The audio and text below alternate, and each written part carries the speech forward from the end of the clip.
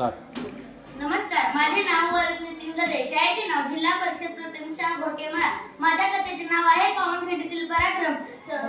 22 जुलै 1660 रोजीची रात्र. शिवाजी महाराज सिद्धीपणाच्या वेळेतून पसार झाले. सिद्धीजवळच्या 1.5 महिन्याच्या अक्षरशः परिश्रमावर पाणी पडले. सिद्धी मसूद चिडला व तो रागाने पाय आपटत म्हणाला, हे घडलंच कसं, हे घडलंच कसं आणि हे घडलंच कसं.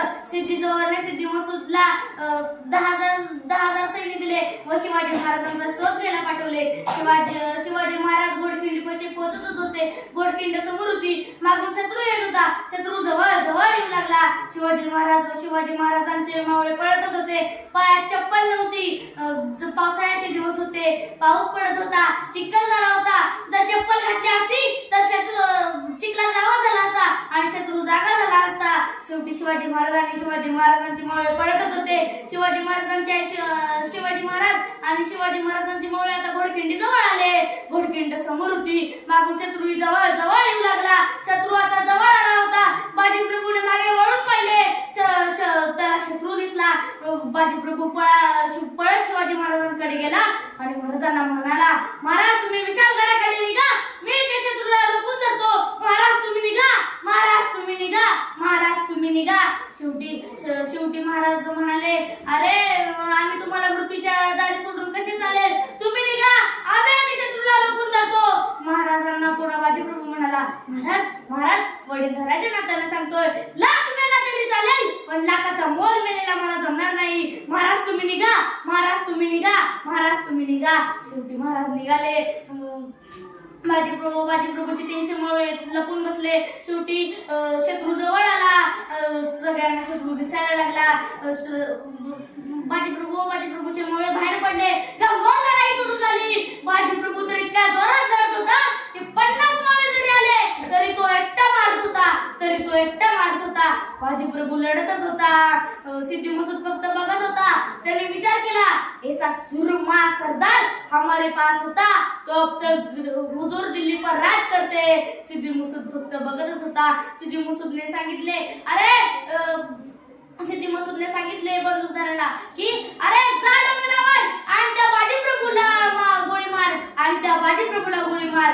सिद्धी मसूद फक्त बघत होता. बंदूकधाऱ्याने निशाणा धरला. त्याला काही समजेना ह्याच्यातला बाजीप्रभू कुठला आहे.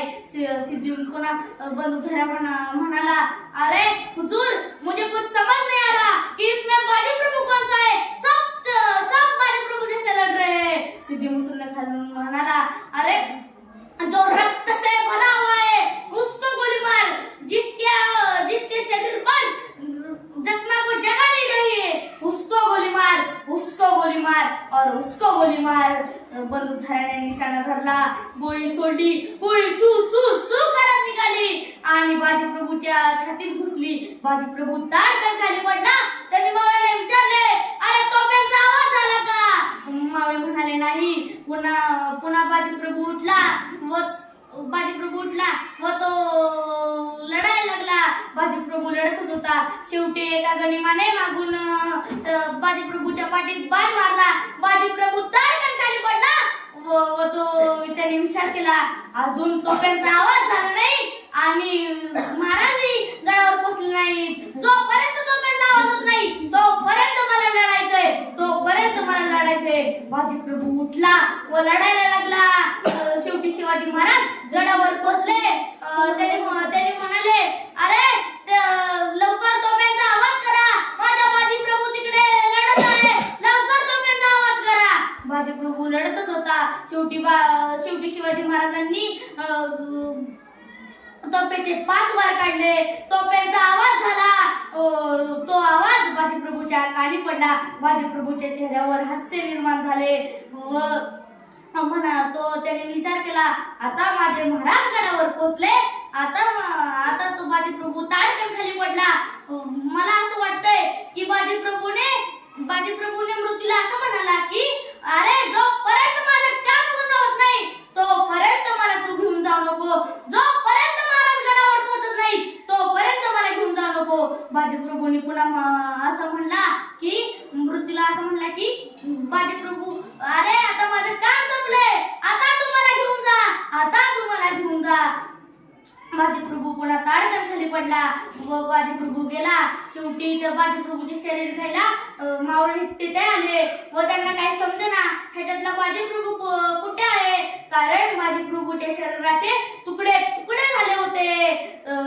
एवढा त्याग. जर आपल्याला एक जरी मुलगा आला तरी सावरत नाही, तर हे 300 मावळे 10,000 मावळ्यांची कसे लढत असतील ह्याचा तुम्ही विचार करा. शेवटी महाराजांनी घोडखिंडीचे नाव पावनखिंड असे ठेवले, पावनखिंड असे ठेवले.